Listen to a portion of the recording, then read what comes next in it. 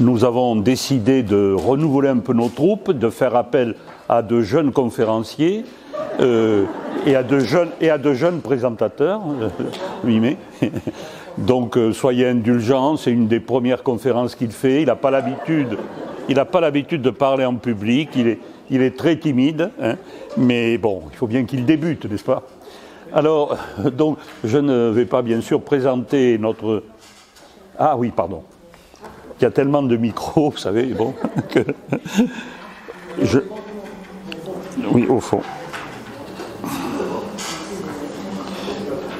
1, 2. Oui, merci Jean-Jacques. Oui,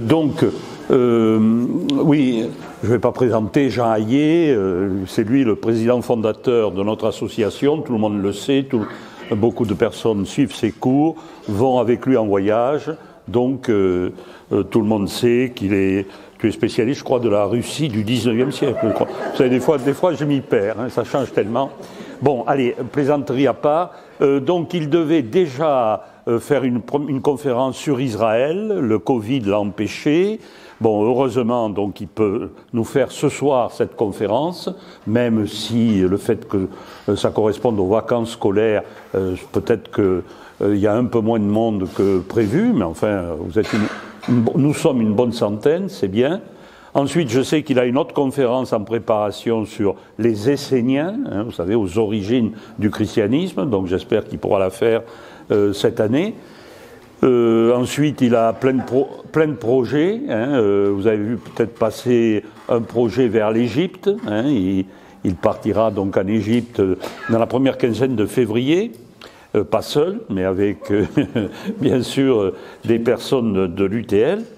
Donc toujours très actif et nous en réjouissons. Donc ah oui, j'oublie de dire simplement que à partir d'aujourd'hui, grâce à une petite équipe là qui a été mise au point, qui a été réunie d'abord et puis ensuite qui a travaillé un petit peu, grâce à cette équipe vidéo, désormais les conférences seront filmées et seront dans quelques jours donc sur notre site. Donc vous pouvez le dire aux personnes qui n'étaient pas là, qui n'ont pas pu se déplacer. Donc c'est Jean Hayet qui va inaugurer ce système. Voilà. Jean, tu as la parole. Merci Jean-François de ta présentation qui me met en valeur en me rajeunissant considérablement. Bonsoir mesdames et messieurs.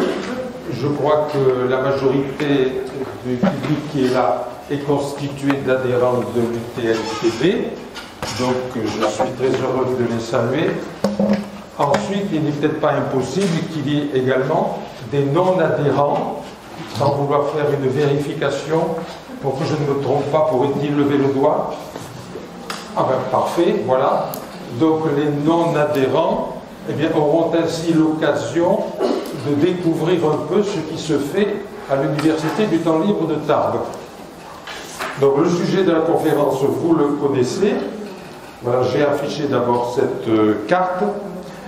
Et donc j'ai choisi les manuscrits de la mer morte. Je ne vais pas énumérer les raisons, je pense que vous les comprendrez. D'abord, vu mon âge, c'est quelque chose dont j'ai été informé lorsque cette découverte fut faite. Donc ça a continué à trotter dans mon esprit. Vous avez vu le titre. Donc je crois on peut dire que c'est la plus grande aventure archéologique du XXe siècle. Je pense que la conférence le montrera. Et ensuite, du point de vue biblique, c'est certainement l'événement le plus important de la recherche biblique au XXe siècle. Donc vous voyez, à ce double titre, cela mérite d'être étudié. Donc, je commence par cette carte. Et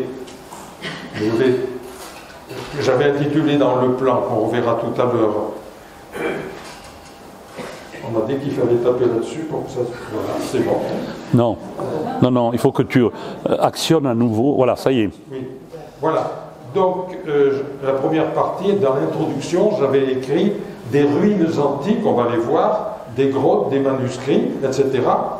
Et ces ruines antiques, donc on dit couramment Qumran, vous le voyez là sur la carte, Le nom véritable de Qumran, du moins ancien, c'est Khirbet Qumran, c'est-à-dire ruine de Qumran. Mais enfin, là, vous voyez donc au nord de la mer morte Qumran.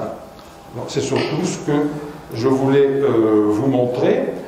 Les diapos que je passerai vous montreront qu'on est à une certaine hauteur au-dessus de la mer morte. Bon, c'est secondaire.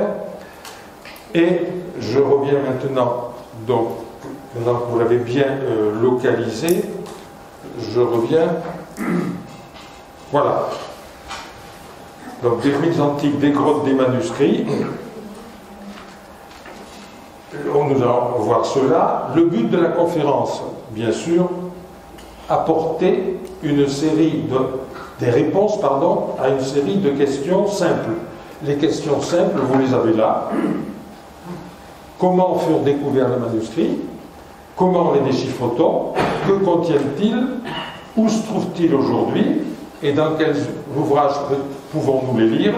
Et enfin, ce qui était finalement le but de la conférence, quelle lumière ces manuscrits jettent-ils sur la Bible? Voilà donc le plan général de la conférence. Voilà, maintenant, donc un schéma du site.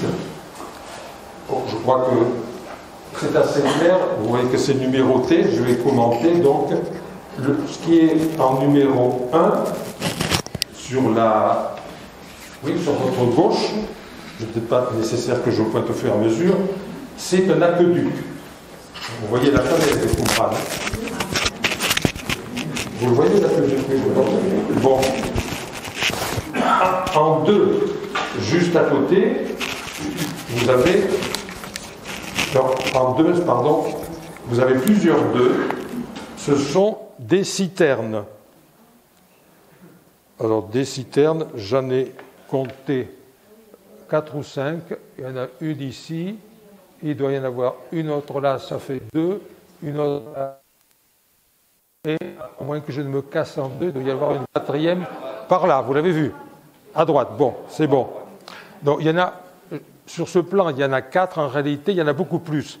C'est une des particularités du site de Qumran, puisqu'il y a une communauté religieuse qui vivait là, d'avoir beaucoup de citernes, non pas tellement pour s'alimenter, mais pour alimenter, bien sûr, en eau la communauté, mais surtout pour alimenter les bains rituels. Donc, une des caractéristiques, bien que ça ne soit pas le sujet de la conférence, j'ai rien cassé, non, j'espère, c'est voilà, ce souci de purification rituelle. Donc, l'entrée principale, vous l'avez en 9, là-haut, avec ça. Bon, l'entrée principale en 9, un petit peu plus haut, ici, voilà, donc aqueduc, là, l'entrée principale en 9. Ensuite, sur la droite, vous devez voir en numéro 20 le réfectoire pour environ, voilà ici, 100 à 150 personnes. Donc vous voyez que c'était une grande communauté.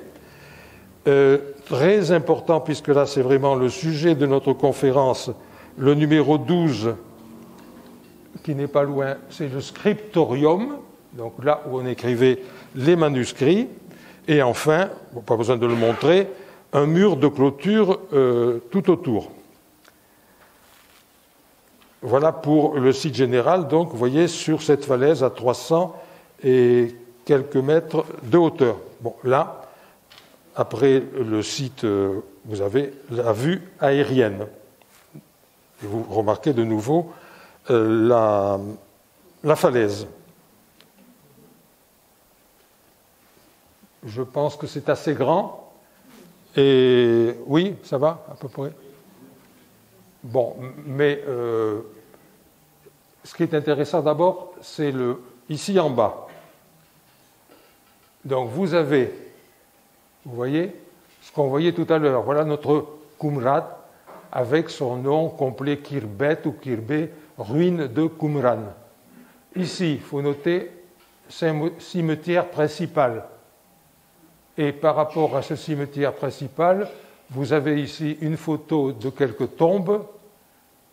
On en a relevé d'ailleurs le texte vous le dit, vous voyez, aux environs 2000.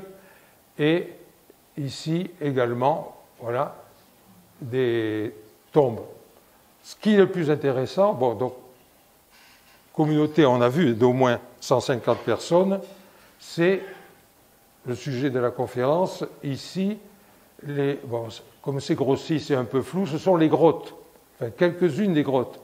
Vous en avez 4 ici, vous en avez 4 ici. Au total, il y en a eu 11. Donc c'est dans 11 grottes que l'on a découvert les manuscrits. Exactement, donc 11 grottes à manuscrits. C'est pas toujours très clair, mais dans d'autres vues que vous verrez, il y a des grottes sans manuscrits, mais celles qui nous intéressent, ce sont les 11 grottes donc à manuscrits, même si elles ne sont pas tous là. Donc, les unes, vous voyez ici, sont relativement proches de Qumran, les autres sont un peu plus éloignées. Donc, le but de la conférence, je vous l'ai signalé tout à l'heure, et je passe maintenant, oui, on a vu les grottes, au premier point de la conférence, si je ne me trompe. Voilà.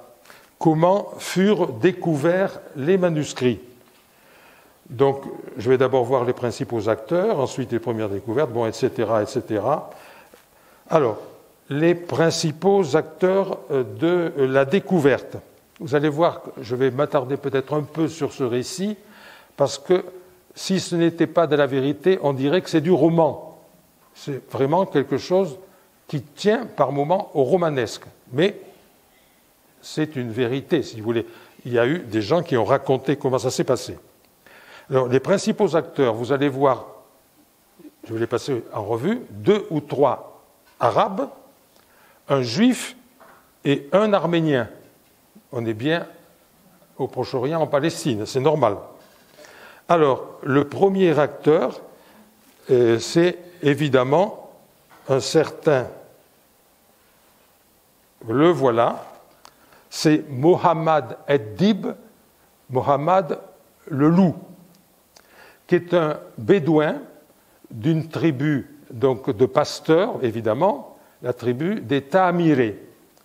Vous voyez là l'homme grâce à qui on a découvert les manuscrits. Alors je pourrais dire l'homme grâce à qui, j'aurais pu dire aussi les manuscrits furent découverts grâce à un chevreau, puisqu'il est pasteur. Et voilà, ces chevreaux paissaient dans la région de Qumran. Un jour, il en a perdu un, il est parti à la recherche sur la falaise. Il est arrivé devant un trou. Il a jeté un caillou dans le trou. Alors, les uns disent pour s'amuser, les autres disent pensant que le chevreau était dans le trou et réagirait.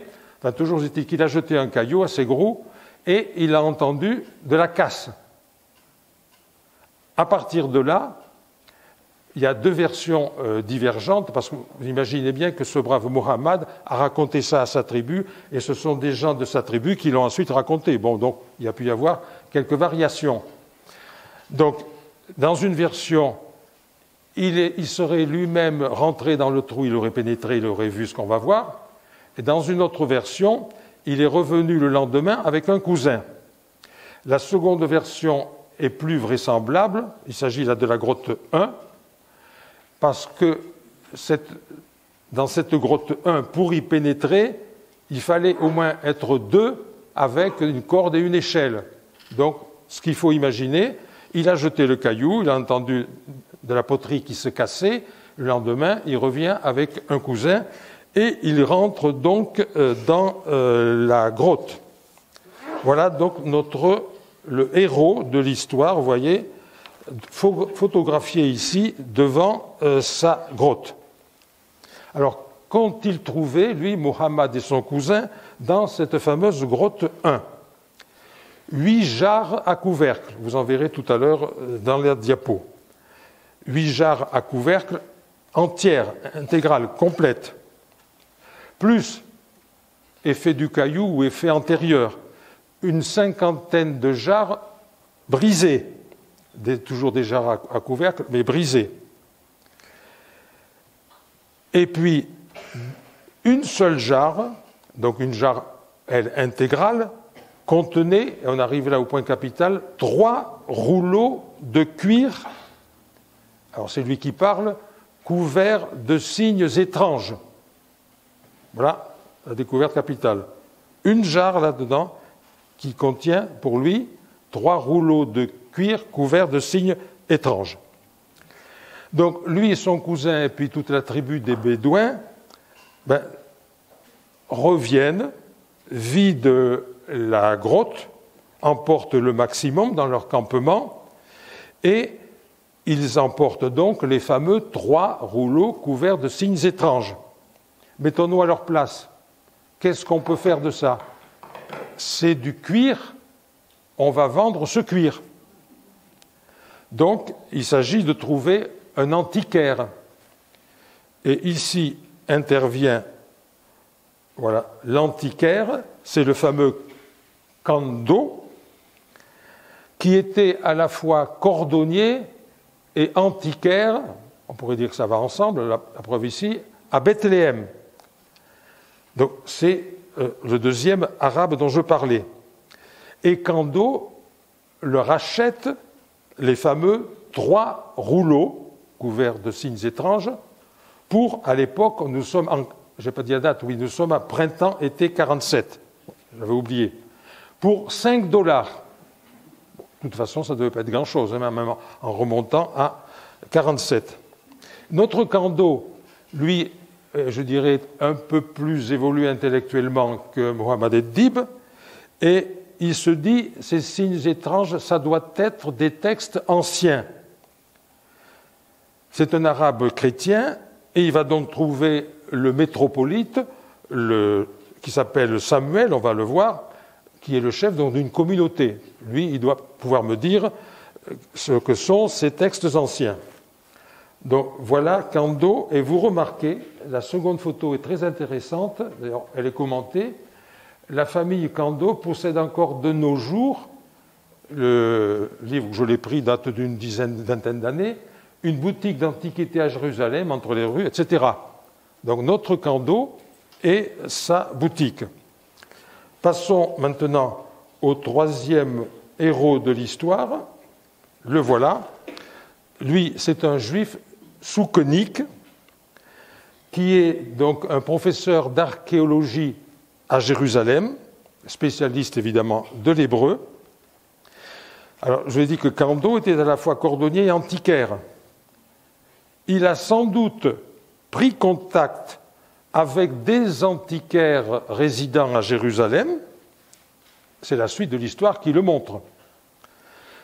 Si bien que, donc, je resitue, découverte printemps-été 47. Nous arrivons en novembre. Vous allez voir que ça va se succéder à un rythme rapide. 23 novembre 47. Soukonique reçoit un appel téléphonique d'un ami arménien, dont le nom n'est pas connu, qui, lui, est antiquaire dans la vieille ville de Jérusalem, et qui lui dit en substance « J'ai une affaire délicate qui nécessite une entrevue urgente. » 23 novembre. 25 novembre, 2 jours plus tard, vous voyez, il y a donc une entrevue à Jérusalem entre Soukonique, l'archéologue hébraïsant juif, et cet ami arménien, entrevue qui se fait à la porte de Jaffa, cela parlera à ceux qui sont allés à Jérusalem.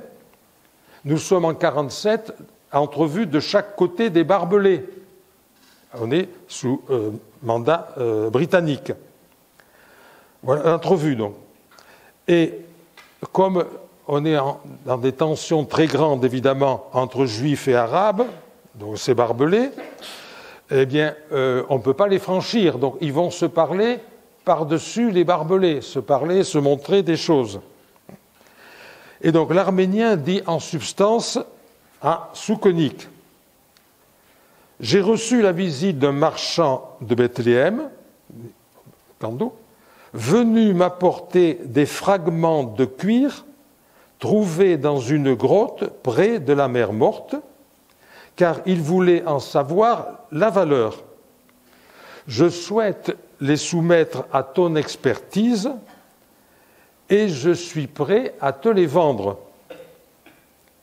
Et notre Arménien a apporté justement avec lui un de ces fameux morceaux de cuir couverts de signes étranges, et par-dessus les barbelés, vous voyez la scène un peu romanesque, il les montre à Soukonik.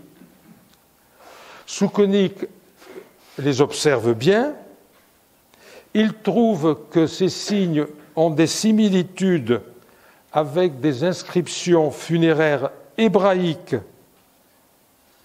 qui datent du 1er siècle de notre ère, ça met donc la puce à l'oreille, mais comme il n'a jamais vu de l'hébreu écrit à l'encre sur du cuir, il a vu des inscriptions funéraires. Il est un peu méfiant et il demande à l'Arménien qu'il lui montre d'autres pièces. 23, 25, passons maintenant au 27 novembre, 2 jours plus tard. Coup de fil de l'Arménien à Soukonik. J'ai obtenu d'autres fragments et je t'attends dans ma boutique pour les voir. Entre-temps, vous voyez que 2 jours, Soukonik avait réussi à se faire donner un laissez-passer.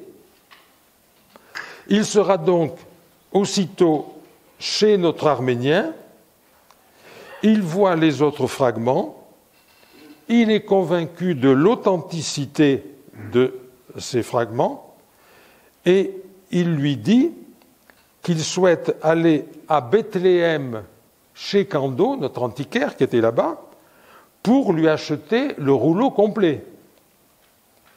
2 jours plus tard, 29 novembre, donc c'est la rencontre Soukonik, Kando, à Bethléem, en compagnie de l'Arménien.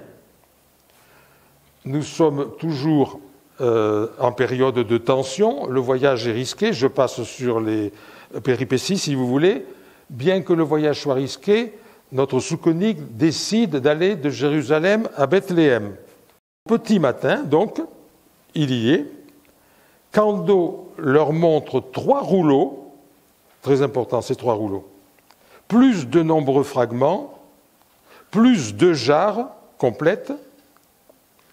Soukonik obtient de Kando la permission d'emporter les manuscrits, 3 rouleaux de manuscrits, bien sûr, pour les étudier tranquillement chez lui, et il repart à Jérusalem, de Bethléem, serrant les précieux manuscrits dans du papier journal. Nous avons donc les 3 rouleaux et de nombreux fragments qui sont chez Soukonik. Nous sommes le 29 novembre 1947. Ce même jour, la radio annonce l'adoption de la résolution numéro 181 des Nations Unies instituant la partition de la Palestine en vue de la création de 2 États, juifs et arabes. 30 novembre, Soukonik informe par téléphone l'Arménien qu'il lui achète tout. Autrement dit, les 3 rouleaux en particulier, qui contiennent, parce que j'y reviendrai, un rouleau fragmentaire du prophète Isaïe, et puis des documents messéniens sur lesquels je passe. Donc voilà, pour le moment, vous voyez, il y a 3 rouleaux de manuscrits qui ont abouti chez Soukonik. Je passe au point suivant que j'ai intitulé « Chasse au trésor d'une 20aine d'années ». Donc nous sommes, je rappelle, fin 1947. Elle va se jouer, cette chasse au trésor, sur le marché des antiquités.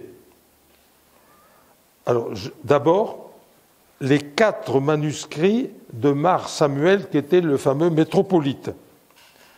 Ce Mar Samuel, le métropolite, avait acquis, là on laisse de côté, vous voyez, Cando, etc., et Soukonique, il avait acquis 4 manuscrits qui avaient été trouvés dans la fameuse grotte 1, celle de Mohammed.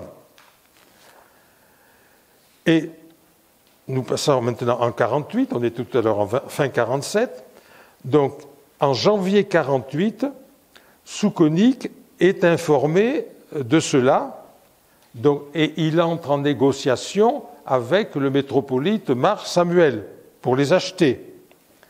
Le problème, c'est que Mar Samuel, qui a deviné l'intérêt de ces écrits, veut en tirer le maximum. Ce qui fait que les négociations échouent entre les deux. 14 mai 48, ça intéressant pour la suite, Ben Gurion proclame la création de l'État d'Israël. Dès le lendemain, invasion par les troupes arabes, passons, mais c'est important quand même. Nous sommes là en mai, mi-mai, et donc dans les jours qui suivent, Mar Samuel part aux USA avec ses fameux rouleaux.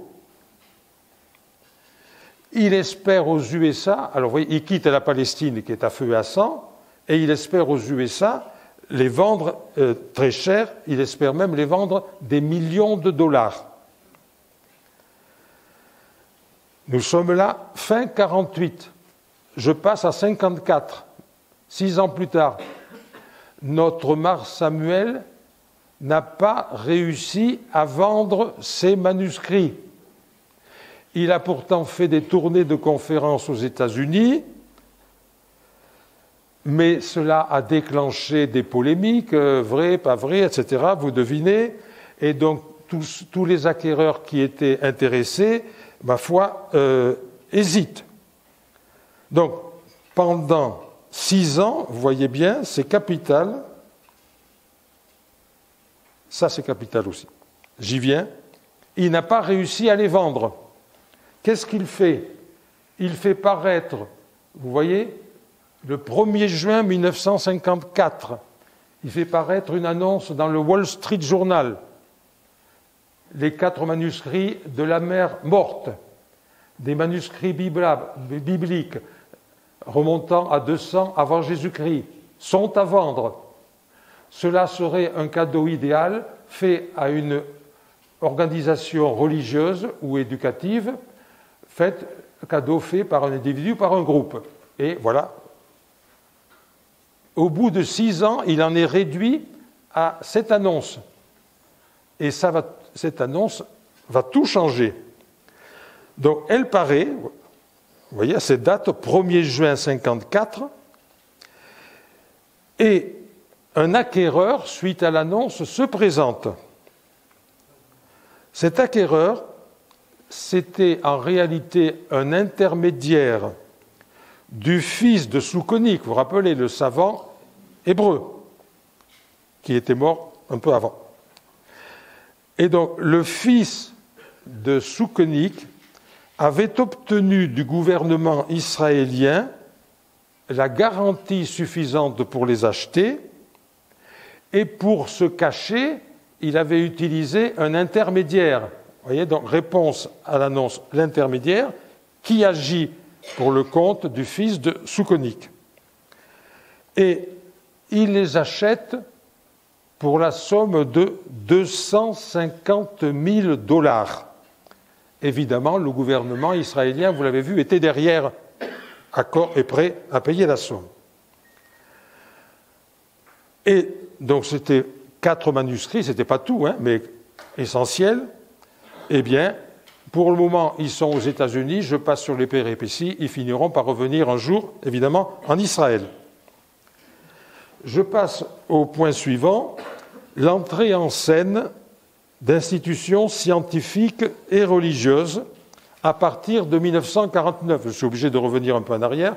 Vous avez vu, découverte en 1947, ce qui s'est passé fin 1947, voilà. Donc, à partir de 1949, vont intervenir 3 institutions scientifiques. Il y en a une qui est très bien connue, peut-être de plusieurs d'entre vous, mais en particulier de ceux qui étaient avec moi en Israël en 1919, l'école biblique de Jérusalem, vous vous rappelez, qui nous avait fait l'honneur vraiment de nous accueillir. J'en reparlerai un peu plus tard. Donc, la fameuse école biblique de Jérusalem. La deuxième institution, c'est le département des antiquités de Jordanie.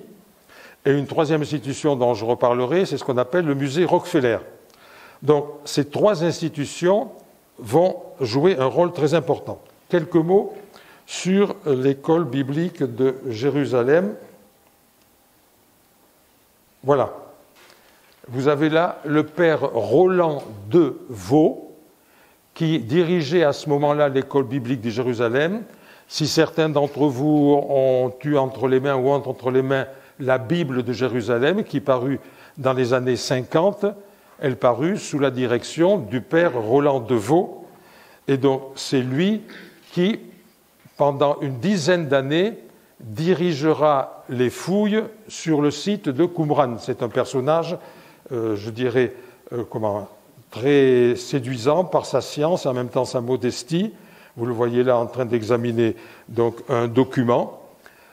Je rappelle que l'école biblique de Jérusalem, elle a été fondée, nous sommes en 2020, il y a un peu plus d'un siècle. Et également, donc c'est une fondation de dominicains pour étudier la Bible sur le terrain, mais quelques années plus tard, elle a passé une convention avec les institutions universitaires françaises, ce qui fait qu'aujourd'hui, cette école biblique reçoit, par exemple, des doctorants envoyés par l'université française et des professeurs, évidemment non clercs, viennent à l'école biblique de Jérusalem. Aussi, vous préférez, elle est à ce niveau-là l'équivalent de l'école française d'Athènes pour les études grecques à Athènes, de l'école française de Rome pour les études latines à Rome, de l'Institut d'études orientales au Caire. Vous voyez, donc c'est une institution scientifique de très haut niveau. Alors, je disais donc que ces trois institutions vont intervenir à partir de 1949. Et la fameuse école biblique de Jérusalem va jouer un rôle capital à la fois pour fouiller Qumran, le site que vous avez vu tout à l'heure, et pour étudier les manuscrits.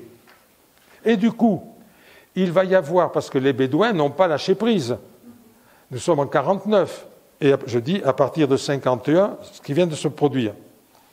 Il va y avoir à la fois une course de vitesse et une compétition entre Bédouins et archéologues. En effet, pendant la première campagne de foule, donc fin 1951, les Bédouins qui continuent, si vous voulez, à fureter dans les environs de Qumran, approvisionnent le marché d'antiquités à Jérusalem en manuscrits qu'ils découvrent au fur et à mesure dans d'autres grottes. Et les archéologues, de leur côté, découvrent deux nouvelles grottes. Je vous dis qu'au total, il y en avait 11. Ils refouillent celles qu'avaient fouillées un peu hâtivement les Bédouins, et évidemment, ils y font des trouvailles.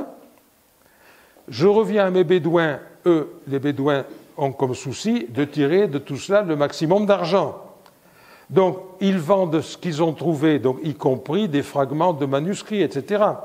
Ils vendent ça à des particuliers, au gouvernement jordanien, même des fois à des universités étrangères.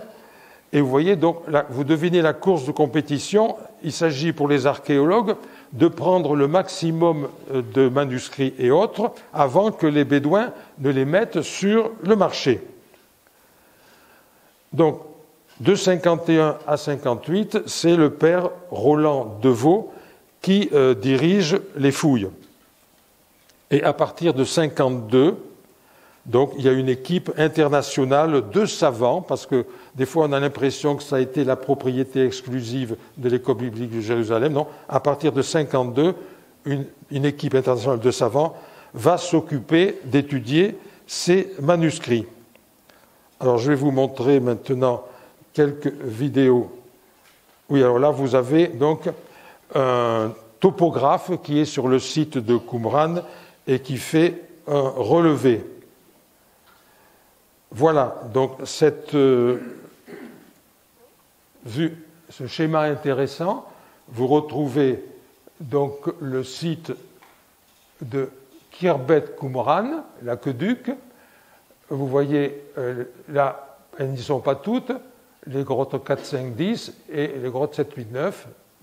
Donc ça nous en fait 3 et 3, 6. Il en reste 5 autres qui sont plus éloignées. Ici, vous arrivez à lire, je pense, les grottes 4 et 5, donc creusées de main d'homme. J'avais dit tout à l'heure qu'il y avait des grottes naturelles qui contenaient des manuscrits dans des jarres et des grottes artificielles. Donc sur la terrasse, en haut, vous voyez, qui supporte le site de, ici en haut, de Khirbet-Qumran. Bon, vous devinez, je pense, quelques-unes des entrées de grottes. Vous allez retrouver, je ne cherche pas trop les identifier, secondaires, mais on voit quand même où elles se situent. Donc vous allez retrouver cela dans d'autres vues. Voilà. Vous voyez, grottes, on vous dit 4A et B, toujours dans la terre, au même endroit. Elles sont plus visibles ici. Encore une, vous voyez, c'est toujours le même endroit. Vous voyez qu'elles étaient difficilement accessibles. Donc notre Mohamed Eddib, il n'a pas pu faire l'acrobate tout seul. Et j'arrive au point suivant. Comment déchiffre-t-on les manuscrits? Donc je vais examiner la matière des manuscrits, l'état dans lequel les débuts, etc., ce qui est à la disposition des spécialistes, la paléographie, etc. Donc, la matière des manuscrits. Il y a 3 matières principales. La plupart sont ce qu'on appellerait aujourd'hui des parchemins, donc ce sont des peaux d'animaux, d'ovins ou de bovins, vu les troupeaux qui étaient là, principalement d'ovins. Vous avez vu le rôle du chevreau pour la découverte. Donc la plupart, ce sont des peaux. Un certain nombre sont des papyrus, et il y en a un dont je parlerai en cuivre. Et l'état dans lequel ils nous sont parvenus nous montre finalement que ce soit peau, papyrus ou cuivre, aucun ne résiste vraiment. État donc dans lequel ils nous sont parvenus, vous allez avoir une idée avec ceci, vue générale de la salle à manuscrits du musée Rockefeller, dont je vous ai parlé tout à l'heure. Ce qui est frappant, évidemment, ce ne sont pas tellement les armoires, mais même si la photo est un peu agrandie, tout cela, vous le devinez, même ici si c'est plus clair, ce sont des centaines, des milliers de fragments que vous voyez sur les tables. Vous voyez, ça donne une bonne idée de l'état dans lequel beaucoup de manuscrits nous sont parvenus. La photo agrandie n'est pas très bonne, mais enfin, elle montre, vous voyez, cette immense salle couverte de cet extrême morcellement. D'où, vous le devinez, les difficultés, évidemment, 1, de lecture, je reviendrai sur les fragments, et 2, à quel manuscrit, à quelle œuvre attribuer cela. Heureusement, les techniques ont aidé. Une autre vue qui vous montre, qui illustrera encore ceci, ce que je viens de dire.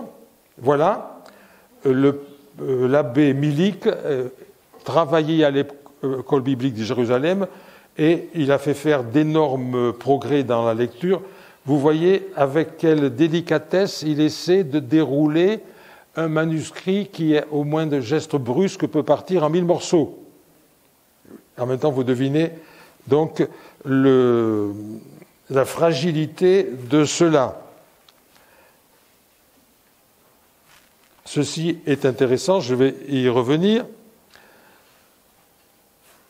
Oui, voilà, donc ce qui est, j'ai intitulé ça, ce qui est à la disposition des spécialistes, avant de commenter la photo.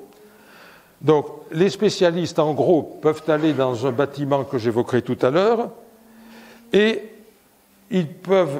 heureusement, ils ont la fameuse photo à infrarouge.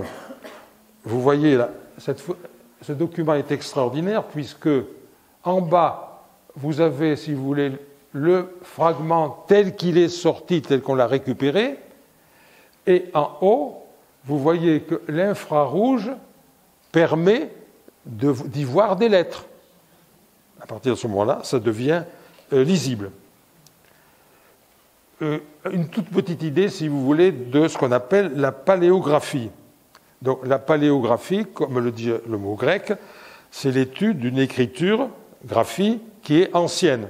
Donc, à partir du moment où on déchiffre un manuscrit, qu'il soit hébreu, grec ou autre, on fait de la paléographie. Et comment donc, le problème que se posent les spécialistes, un petit morceau comme ça, un plus grand, peu importe, comment dater évidemment ce que j'ai sous les yeux? Il y a en gros deux sortes de critères. Il y a ce qu'on appelle le critère morphologique, c'est-à-dire la forme des lettres. Nous écrivons à la plume, évidemment, nous formons chacun selon notre caractère. Donc, on examine le tracé des lettres, on examine leur liaison entre elles. Il y a des gens qui écrivent en script, disons, d'autres qui lisent beaucoup, etc. Dans l'Antiquité, idem. Et ce qui vaut pour l'hébreu vaut pour le grec. Évidemment, on arrive même à distinguer ce qu'on appelle plusieurs mains. Alors, il n'y aura pas forcément un nom, mais voilà, mettons, vous écrivez quelque chose, si vous faites faire un rajout par un autre, on va voir une seconde main. Mais c'est la même chose dans les manuscrits. Donc, en étudiant, vous voyez, bien la forme des lettres, parce qu'on a des manuscrits sur suffisamment de siècles pour pouvoir comparer, on est capable de dire, ça c'est un manuscrit, mettons, du 1er siècle avant notre ère, ça c'est un manuscrit du 3e siècle après, etc., jusqu'à distinguer des mains différentes. Puis, il y a le fameux carbone 14, qui n'est quand même pas miraculeux, parce que le carbone 14, vous le savez, ne donne pas une date très précise, il donne un certain éventail. Donc, en gros, le travail des déchiffreurs de manuscrits, des paléographes. Où sont les grandes difficultés donc, que rencontrent les paléographes? Eh bien, ce sont évidemment surtout quand les manuscrits sont en charpie. Or, je reviendrai sur ces chiffres, plusieurs dizaines de milliers de fragments nous ont été livrés par, disons, Qumran, pour simplifier. Ces fragments sont des fois si petits que sur un fragment, il n'y a que 2 lettres. Sur un fragment, il n'y a qu'une lettre. Sur certains, il y a même une bribe de lettres. Et donc, le problème, c'est qu'est-ce qui va être soluble, qu'est-ce qui va être insoluble. Commençons par le plus facile, le problème soluble. Oui, je regarde si, par hasard...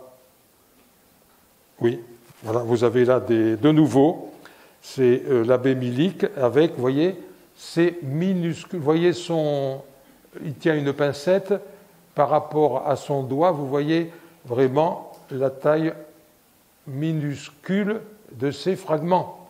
Donc le problème va être de rassembler tout ça. Donc, quand est-ce qu'on a un problème soluble? Lorsque, on peut dire, on a une sorte de puzzle.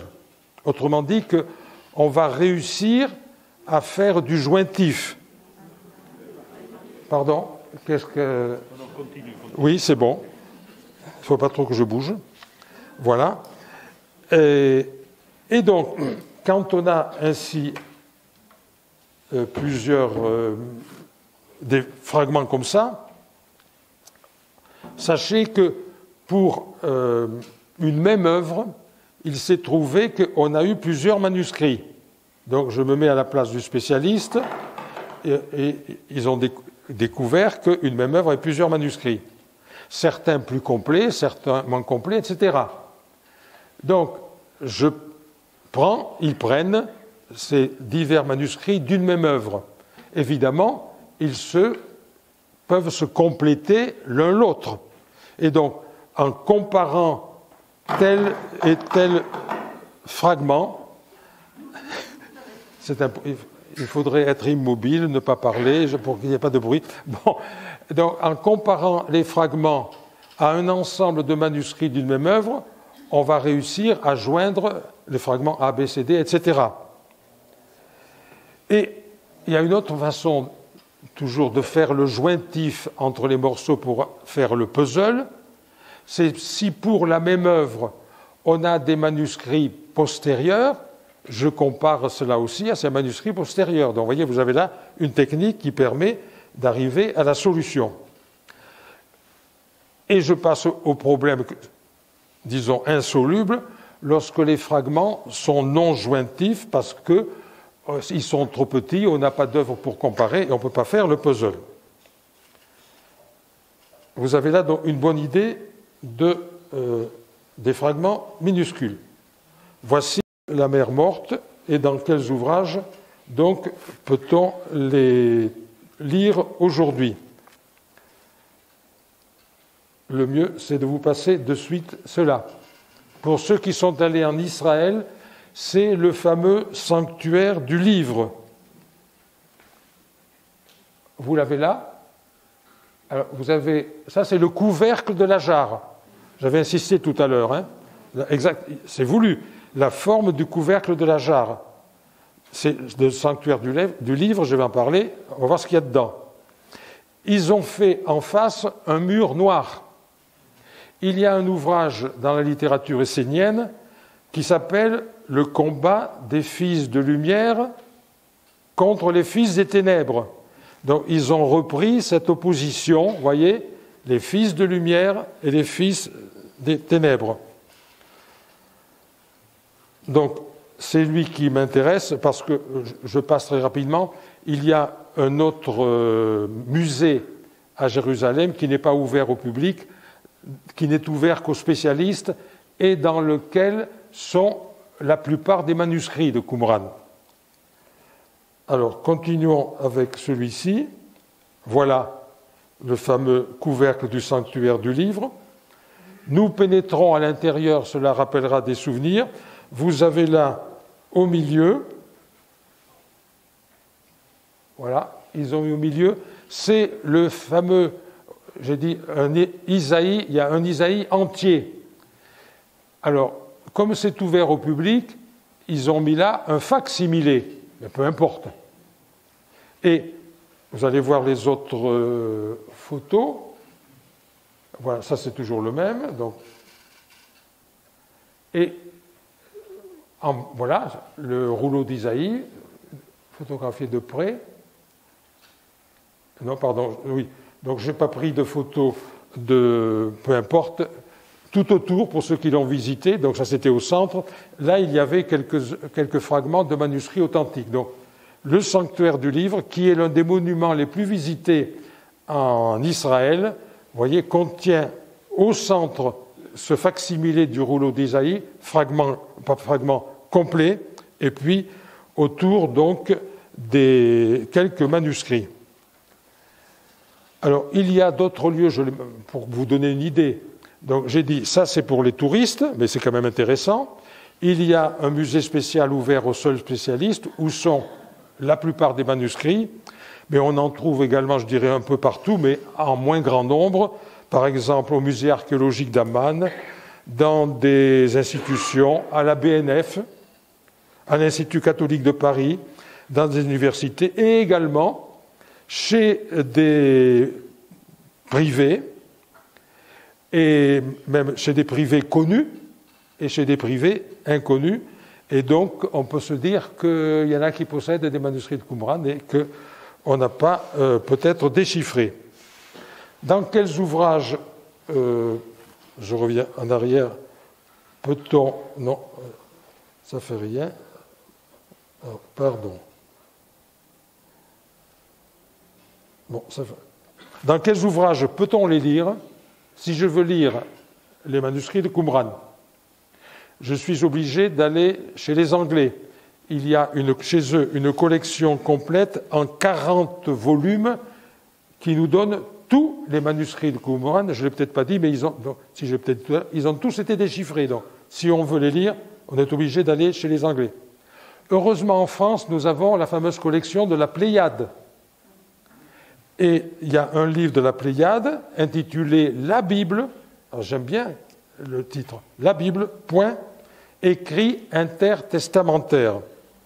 C'est-à-dire, vous avez une Pléiade qui est consacrée à la Bible, et vous avez d'autres Pléiades toujours intitulées « La Bible », mais qui sont des écrits qui n'ont pas été inclus dans la Bible, et c'est là que j'ai relevé, dans le gros volume qui fait quelques 2000 pages, nous avons seulement 15 écrits de Qumran. Donc nous avons la possibilité d'avoir une certaine idée en lisant cette Pléiade.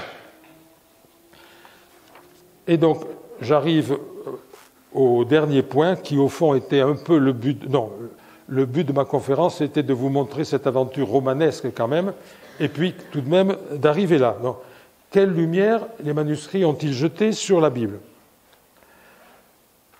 Et pour cela, je crois qu'il est bon que vous arrivez à le lire. Je ne sais pas si... Mais si vous n'arrivez pas à tout lire, ce n'est pas capital.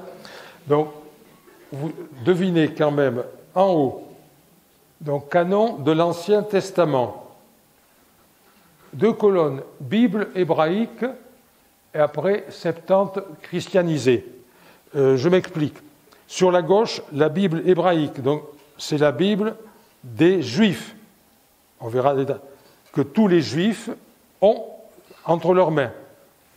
Vous voyez qu'elle a fait un total de 35 livres, que les Juifs la divisent en 3 parties. Vous voyez, la première partie, ce que nous appelons le Pentateuque, la Genèse, l'Exode, le Lévitique, Nombre et Deutéronome. Eux, ils appellent ça la Torah. Et nous appelons ça Pentateuque, Penté. Donc, le premier, c'est identique pour la nôtre, sur laquelle je vais revenir tout à l'heure. Le deuxième, ils appellent ça les Nébéim, les prophètes. Et le dernier, les Ketubim, les écrits. Donc, eux, ils ont 3 grandes divisions. Je ne reviens pas sur les nôtres, nous divisons autrement. Donc, ce qui est commun comme division, Torah chez eux, Pentateuque chez nous. Pourquoi l'auteur du tableau intitule ça la Septante christianisée? J'en ai pas encore parlé. La Septante, c'est donc l'Ancien Testament écrit en grec. Qu'est-ce qui s'est passé? J'avais eu l'occasion de le dire à propos d'une conférence sur Alexandrie. Vers environ 200, l'Égypte est sous la dynastie lagide qui est grecque. Alexandrie est une ville, donc est la capitale finalement du monde antique, intellectuel en tout cas, et il y a une très forte communauté juive. Nous sommes vers 200. C'est un siècle avant, j'arrondis, qu'Alexandre a conquis l'Égypte. Et donc, aussitôt après sa mort, le général Ptolémée est arrivé et a donné la dynastie qui se termine à Cléopâtre. En Égypte, donc, on parle grec. Et la communauté juive très importante qui est en Égypte parle grec et a oublié l'hébreu. Donc, elle est incapable, si elle est attachée à sa Bible, de la lire, puisqu'elle n'existe qu'en hébreu. Et donc, le roi Ptolémée II décide de faire traduire de l'hébreu la Bible en grec. La légende dit qu'il a confié cela à 70 savants, peu importe, donc ça a donné le nom de Septante.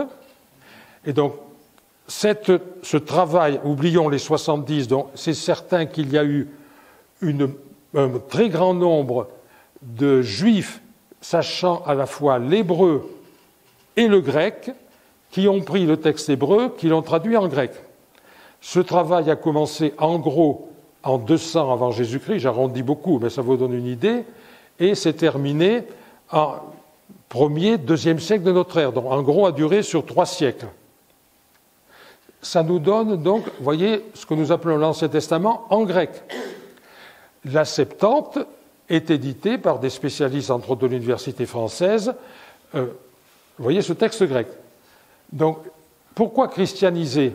Parce que l'Église catholique, pour l'Ancien Testament, a adopté cette fameuse Septante. Nous le lisons en français. Ce français est traduit du latin de Saint Jérôme, vers le IVe siècle, mais Saint Jérôme lui-même a étudié, etc., la Septante et d'autres. Donc c'est la Septante, ce qu'il faut retenir, qui a servi pour devenir la Bible de l'Église catholique. Donc vous avez la Bible hébraïque en hébreu et la Septante christianisée en grec. Avec, vous voyez, je n'entre pas dans le détail, il y a 5 livres supplémentaires, parce que vous voyez le total est différent. Et puis j'avais feutré en jaune, vous le voyez encore un peu. Vous avez donc sur la droite les livres qui sont dans la Septante et qui ne sont pas chez les Hébreux. Donc, j'examine un premier point, je reviens sur lui. On a retrouvé à Qumran environ 240 manuscrits bibliques. Je vous ai dit tout à l'heure, tous les livres de la Bible, sauf un, quand je dis Bible hébraïque, sont représentés. Vous devinez du coup qu'il y a certains livres qui sont en plusieurs manuscrits. Donc 240 manuscrits bibliques. J'ai dit les dates tout à l'heure. En gros, 200, Qumran, jusqu'à 50. Ce sont des manuscrits donc, écrits de 2 siècles avant notre ère et 1 siècle après notre ère. Ces manuscrits, ça c'est capital, sont plus anciens, donc d'environ 1000 ans, que nos plus vieux manuscrits bibliques en hébreu. Ça c'est capital, vous devinez déjà. Avec Qumran, nous avons les manuscrits hébreux de la Bible plus anciens de 1000 ans que les manuscrits hébreux que nous possédons. Donc, et je vais revenir là-dessus, il nous donne une image plus authentique de la Bible au temps de Jésus, nous y sommes, que les manuscrits sur lesquels se fonde la Bible hébraïque. Je passe au cas très instructif d'Isaïe. Je vous disais tout à l'heure que le seul rouleau biblique complet trouvé à Qumran, c'est un Isaïe. Donc, qu'ont fait les spécialistes? Ils ont comparé ce rouleau d'Isaïe complet. Ils l'ont comparé à l'Isaïe en hébreu de la Bible hébraïque. Et ils ont observé qu'il y a environ 1000 variantes textuelles. En particulier, qu'il y a des versets entiers et parfois des passages entiers, vous imaginez 10, 20, 30 lignes, que dans l'Isaïe complet de Qumran, on va dire entre guillemets,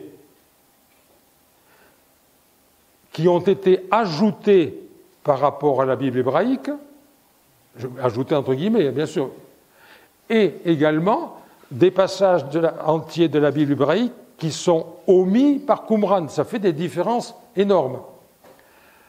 Peut-être, si ceux qui étaient en Israël avec moi se rappellent, le père dominicain, le père Leroy, qui nous avait fait une conférence d'1 heure, avait insisté là-dessus, si je me souviens bien.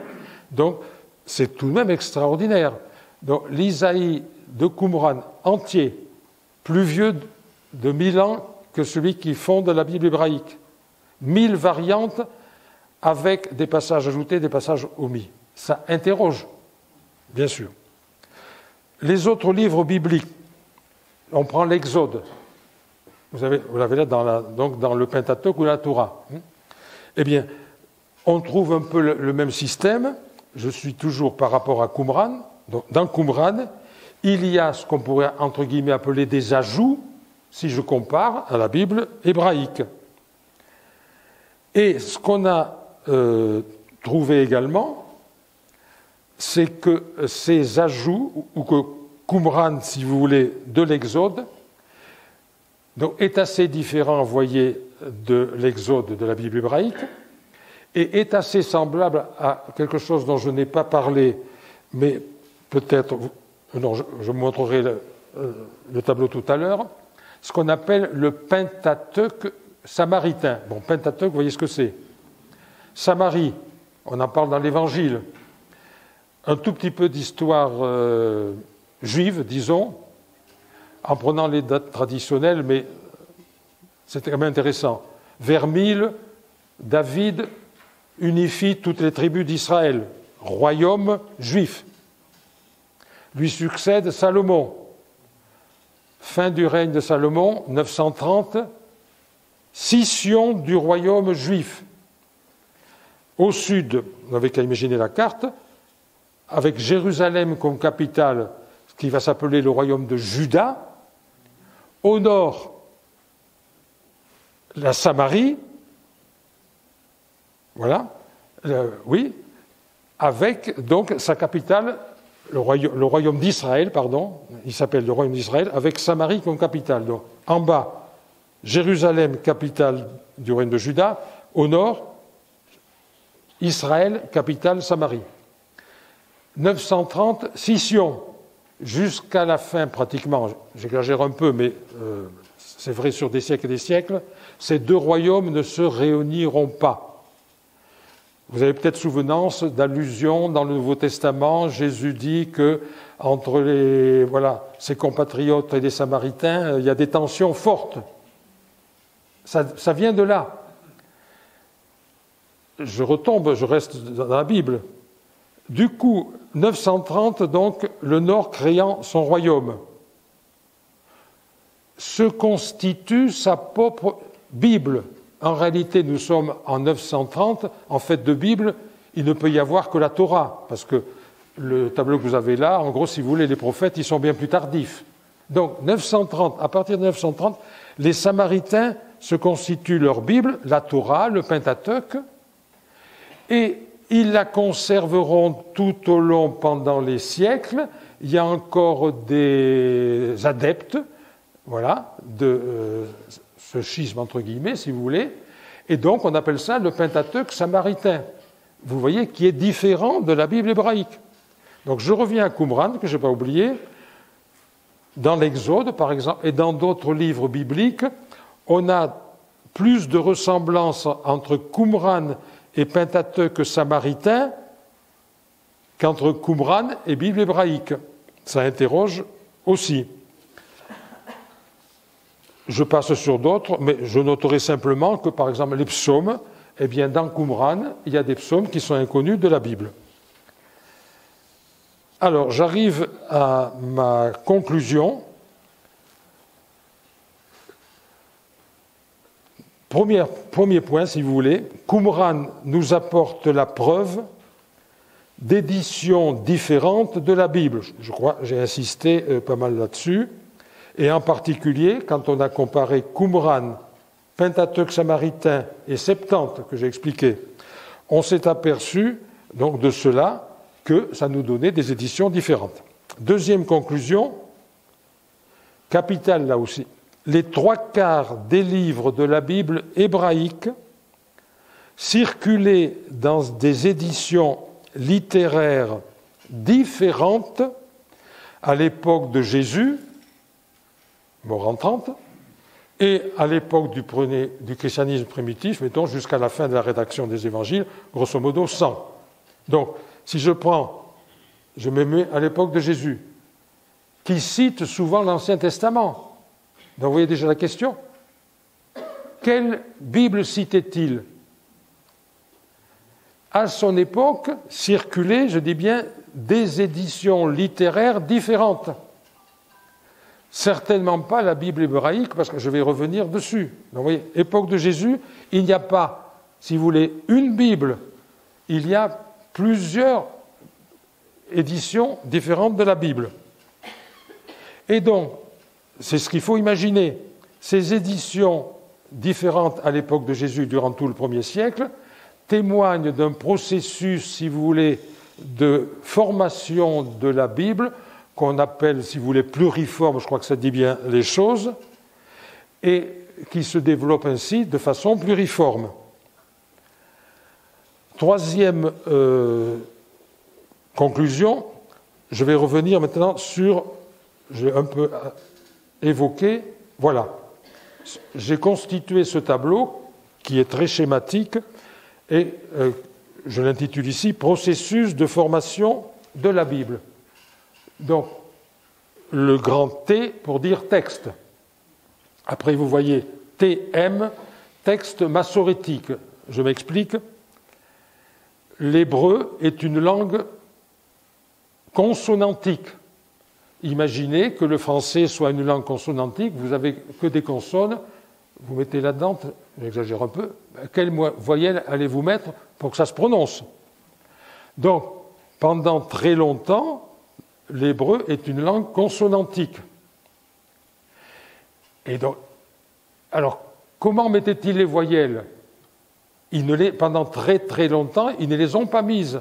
Mais si vous avez une transmission orale, vous pouvez avoir, prenons les Juifs d'Alexandrie qui ont traduit de l'hébreu en grec. Ils avaient un texte hébreu consonantique. Mais comme ils le connaissaient bien, ils le vocalisaient oralement. Et donc cela a duré très très très longtemps, jusqu'à une époque qu'on appelle celle des massorètes, qui veut dire les gardiens savants de la tradition. Et ce n'est qu'à partir du 5e siècle de notre ère que les Hébreux, ou les Juifs, comme vous voulez, se soucient de vocaliser leur fameux texte consonantique. Ce travail va durer du 5e siècle de notre ère jusqu'au 11e, ce que j'ai mis là, parce que tantôt on dit 10, tantôt 11e, peu importe, vous voyez. Donc, le texte massorétique, c'est le résultat du travail des massorètes qui ont en particulier vocalisé le texte hébreu et qui a servi de base. Donc, vous voyez bien ce que c'est que le texte massorétique. Après, donc TM, T et Q, texte de Qumran, tout ce qu'on a vu. Après, j'ai mis T et puis le sigle pour les Septante, le texte de la Septante. Après, j'ai mis TPS, texte du Pentateuque samaritain dont j'ai parlé tout à l'heure. Après, j'ai mis TX parce que d'autres traditions qu'on peut imaginer. Bon, donc BHB, la Bible hébraïque. La Vulgate à laquelle je faisais allusion, c'est la traduction latine par Saint Jérôme, vous voyez. Et donc, laissez tomber ce qu'il y a en bas. Si je prends donc mon texte massorétique, tous même, toutes ces traditions textuelles, elles ont commencé par des traditions orales, comme en Mésopotamie, comme en Égypte, comme chez les Grecs. Donc, vous remontez, si vous voulez, 1000 avant Jésus-Christ, vous pouvez remonter plus haut autant que vous voulez, jusqu'aux origines du peuple hébreu, mettons vers le XIIIe ou XIVe siècle, peu importe. Et pendant des siècles, vous avez des traductions orales. Et puis, il y a un moment où on commence à les mettre par écrit. Et là, nous arrivons donc au 5e, et pour ce qui est du texte massorétique, donc 5e, 2e siècle avant notre ère. Donc, tradition orale, démise par écrit, et en gros, entre 5 et 2e, il y a une stabilisation relative du texte. On descend toujours. J'ai mis Yamnia, fin du 1er siècle de notre ère. Il faut revenir à l'histoire. 70, le temple est détruit, Titus a tout rasé. Les docteurs juifs fuient Jérusalem, s'en vont près de Jaffa, où nous sommes allés, en Israël, et il y a une ville qui s'appelle Yamnia, Et donc là, ils se réunissent, alors parlons pas de concile, surtout pas, hein, c'est un terme chrétien, ils se réunissent et ils fixent le fameux canon. Je vous ai montré tout à l'heure le canon, c'est-à-dire la liste des 35 livres de la Bible hébraïque. Donc, c'est vers 100 environ de notre ère que les docteurs juifs à Yamnia fixent le canon. Mais le texte continue d'évoluer. On descend toujours vers nous. Et vers 9e, 10e ou 11e siècle, le texte de la Bible hébraïque vocalisé par les massorètes, donc texte massorétique, est établi définitivement. Donc vous voyez que ce fameux texte massorétique, il a une longue histoire, et maintenant les Bibles qu'utilisent les Juifs, voilà, l'édition Rennes, c'est une édition allemande en hébreu, voilà, elle remonte à ce 10e siècle environ. Qumran, donc Qumran, on a nos manuscrits. Si vous arrivez à lire, j'ai mis sans descendance apparente, évidemment. Hein. Il y a ce qu'a produit Qumran et puis c'est fini, puisque la communauté a disparu. Vous avez ensuite les Septante. Bon, je l'ai commenté par avance tout à l'heure. Donc les Septante, en gros, 2e siècle avant, 1er siècle après, l'hébreu est traduit en grec. Et puis, c'est arrivé jusqu'à nous, évidemment, par l'Église. Et ça donne l'Ancien Testament chrétien que vous avez vu tout à l'heure.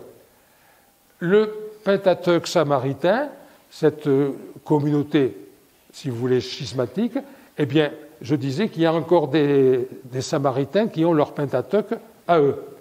Et ensuite, on peut très bien imaginer qu'il y a eu d'autres traditions textuelles qu'on ne connaît pas, mais c'est certain qu'il y en a eu d'autres. Donc voilà, ça vous donne déjà une bonne idée de la formation de la Bible. À partir de ce tableau, le texte massorétique, qui ensuite a été traduit, pas tel quel, mais le texte de la Bible qui a été traduit par les catholiques, vous voyez bien que ce n'est qu'une forme parmi d'autres du texte ancien. Et avant d'en arriver aux conséquences, les rouleaux bibliques de Qumran sont, je l'ai dit, les plus anciens, 1000 ans d'ancienneté. Les meilleurs, il y a des textes meilleurs que d'autres, et les plus authentiques témoins du texte de notre Bible. Voilà qui interroge quand même, puisque notre Bible n'est pas fondée sur Qumran. Et donc j'arrive, à mon avis, à des conséquences qui sont des questions inévitables, et qui se résument, qui justifient un peu le dernier titre que j'avais mis, la Bible remise en question, point d'interrogation. Cela pose, excusez-moi, je reviens un peu, donc, texte biblique, il n'y en a pas un. Le tableau a montré toute cette diversité. Cela pose le problème de l'inspiration du texte biblique. L'Église catholique nous apprend que, parlons pas du Nouveau Testament, on est dans l'Ancien Testament, mais que toute la Bible a été inspirée par Dieu. Laquelle ?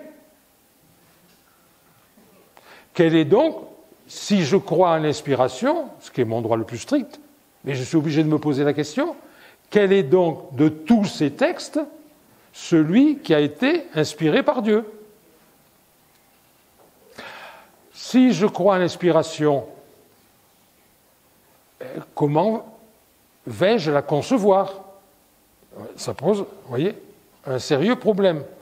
Donc, j'avais l'air de... Si je n'avais pas mis le point d'interrogation, j'aurais été brutal, mais, vous voyez, ça ne remet pas en question toute la Bible. Toute la Bible, c'est une autre question, mais le fondement, quand même, de la Bible en tant que texte sacré des croyants, aussi bien d'ailleurs des juifs que des chrétiens, catholiques, protestants, orthodoxes. Vous dites que c'est inspiré. En plus, là, c'est un problème secondaire si l'on veut. On nous a appris que non seulement le texte biblique était inspiré, mais on nous a parlé de inhérence de la Bible. La Bible ne peut pas se tromper. Ben, je dirais confrère Galilée.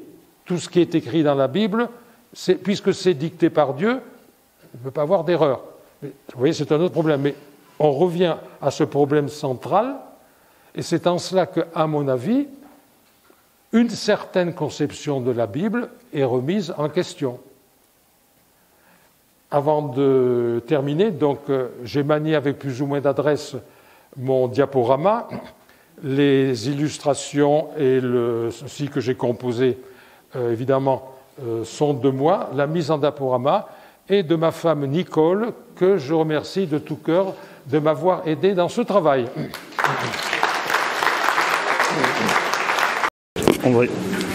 Vous attendez un tout petit peu.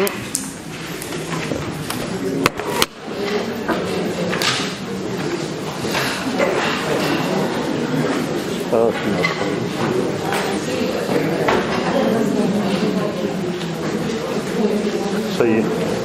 Bon, donc la personne qui va parler, il y a 2 micros, l'un pour la caméra, celui-là, et l'autre c'est pour l'ensemble. Donc vous parlez, s'il vous plaît, auprès des 2. Voilà. Ça va comme ça. Comme ça, voilà, assez proche du. Oui. Voilà. Lorsque les rouleaux ont été donnés à une équipe de traducteurs. Lorsque les rouleaux ont été donnés à une équipe de traducteurs, certains rouleaux ont été gardés par l'Église. Est-ce que vous pouvez nous le confirmer? Gardés par l'Église pour qu'ils ne soient pas traduits. Alors, ce que je peux vous répondre, c'est que, bon, aujourd'hui, on estime, les spécialistes de la question, qui sont, entre autres, à l'école biblique de Jérusalem, estiment que tout a été traduit. Mais, vous avez vu que j'ai fait allusion tout à l'heure, il y a peut-être 2 choses en question. Il y a certains manuscrits, fragments de manuscrits, qui sont partis chez des collectionneurs privés. J'ai dit qu'il y en avait des connus, il y en avait des inconnus. Alors, ceux qui sont chez les inconnus, il n'est pas impossible qu'il n'ait pas été traduit. Mais ce peut-être à quoi vous faites allusion, je ne sais pas, c'est qu'il y a eu une polémique au sujet de Qumran. On a prétendu que, disons, par l'intermédiaire de l'école biblique de Jérusalem, on avait, qui est évidemment d'abord, par sa fondation en 1890, une institution catholique, mais qui, je vous l'ai dit ensuite, est devenue une institution scientifique de haut niveau, on a prétendu à plusieurs reprises que l'école biblique de Jérusalem en particulier se refusait à traduire certains rouleaux parce que cela aurait mis, vous voyez, causé des difficultés à l'Église catholique. C'est une polémique inutile, je dirais, pour 2 raisons. D'abord, la grande valeur scientifique de l'école biblique de Jérusalem, où je vous l'ai dit, interviennent des laïcs, des professeurs et des étudiants laïcs.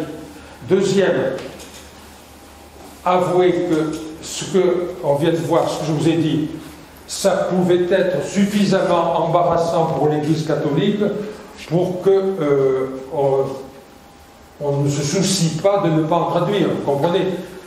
Le tableau final que j'ai, qui ça en découle, ça remet en cause, vous l'avez vu, la conception, enfin, l'enseignement traditionnel de l'Église sur l'inspiration. Donc, pourquoi y aurait-il eu cela? Autre chose, j'ai oublié de le dire, mais je reviens aux dates. Qumran, donc en gros 200 avant jusqu'à 100 après. Il y a, alors vous me direz, ce qui est intéressant, c'est le 1er siècle de notre ère, époque de Jésus, époque des apôtres. Il y a dans les écrits de Qumran, vous avez vu le nombre, aucune allusion au Nouveau Testament. Et on comprend. Il n'y a pas besoin d'aller chercher des polémiques. C'est une communauté, c'est pour cela que Jean-François tout à l'heure avait dit que j'aimerais bien faire un jour une conférence sur les Esséniens. C'est une communauté religieuse fermée, vraiment très fermée. Hein. Mais on ne peut même pas comparer un ordre religieux. Un ordre religieux catholique va accepter, je dirais, toute personne qui veut entrer. C'est une communauté très fermée, qui est à part dans le monde juif. Et donc, on comprend ce qui se passait, ce prophète Jésus, et si ça se trouve, ils n'en ont pas entendu parler. Vous voyez, donc il est normal, si on se situe dans l'histoire, que les Esséniens n'aient pas entendu parler de ce prophète qui a circulé en Palestine en prêchant quelque chose. Donc, aucune allusion de Qumran au Nouveau Testament, c'est normal. Aucune allusion dans le Nouveau Testament aux Esséniens, dans ce que nous avons. C'est normal aussi parce que c'est la prédication du prophète Jésus, qui n'a rien à voir en tant que prophète avec les Esséniens. Est-ce que j'ai répondu à peu près à vos questions? D'autres questions? Tout à l'heure. Il me semble que j'avais vu. Oui, tout à l'heure. Se lever. Personne ne veut contester certaines choses. Donc, c'est inutile de dire que vous avez parfaitement le droit de contester. Oui. Bon. Ah. Est-ce qu'on peut arriver à une conclusion? Ah, alors là. Non, je vous remercie. C'est une forme de contestation. Modestement, il me semblait avoir fait la conclusion. Apparemment, elle ne nous a pas satisfait. Pardon? Oui. Ah bon, alors ça va. C'est votre conclusion à vous, mais c'est une conclusion générale. Qu'en pense l'Église, par exemple? Qu'en pense l'Église? Oh ben écoutez, qu'en pense l'Église? Moi je vous dirais, j'y faisais allusion tout à l'heure, quand l'école biblique de Jérusalem nous a reçus pendant 1 heure, ce père dominicain, a priori c'est pas un schismatique je pense, il est hérétique, nous a développé 2 sujets. C'est un père dominicain qui parle. Nous avons tous lu dans le Nouveau Testament la visitation. Et donc, on nous a enseigné, quand nous étions petits, la visitation, ça s'est passé comme ça, comme c'est écrit dans le Nouveau Testament. Ce père dominicain nous dit le récit de la visitation dans le Nouveau Testament est construit selon un schéma qui se retrouve ailleurs et avant. C'est pas joli pour un dominicain de dire cela. Ça prouve qu'il fait passer la rigueur scientifique avant. Et c'est lui aussi qui nous disait que le rouleau complet de l'Isaïe, je ne reviens pas, était très très différent de l'Isaïe de l'Ancien Testament. Donc vous voyez, je ne suis pas là, je ne peux pas être le porte-parole de l'Église, mais enfin, je vous donne la parole d'un ecclésiastique, d'un religieux, voilà, qui travaille à l'école biblique. Et pour l'école biblique, ce que je viens de dire, ça n'a rien d'étonnant du tout. Vous voyez? Donc, ne faisons pas parler le pape François, ni les évêques, mais ça pose un problème plus général, ce que vous dites. L'Église, aujourd'hui, je vais être méchant, mais bon gré, mal gré, parce que j'ai connu, Jean-François a dit que j'étais un jeune homme de plus de 80 ans, donc l'Église que j'ai connue dans mon enfance n'aurait pas admis ça. Maintenant, elle est bien obligée de s'incliner devant les faits scientifiques, l'étude d'un texte littéraire, et c'est la même chose pour la Bible, le Nouveau Testament. Voilà. Il y a des exégètes catholiques, protestants, etc. Vous avez peut-être entendu parler de la Taube, la traduction œcuménique de la Bible, faite par les catholiques, les protestants et les orthodoxes. Cette Taube, elle est la première édition, je crois, de 1976. La première édition de la Bible de Jérusalem, 1955, par là. Eh bien, si vous comparez les notes de la Bible de Jérusalem avec les notes de la Taube, il y a de très grandes différences. Ça veut dire que l'Église suit le progrès scientifique. Et après, moi je dirais qu'elle se débrouille avec l'inspiration, mais elle ne va pas contester, vous voyez, ces études des ouvrages de Qumran. L'inspiration, si vous voulez, c'est un problème théologique. Mettons-le dans la théologie. Après, vous avez les textes, et l'Église a tellement évolué qu'elle elle accepte les études bibliques telles qu'elles se font. C'est bon? Oui. Bon. Merci encore et bonne soirée à tous.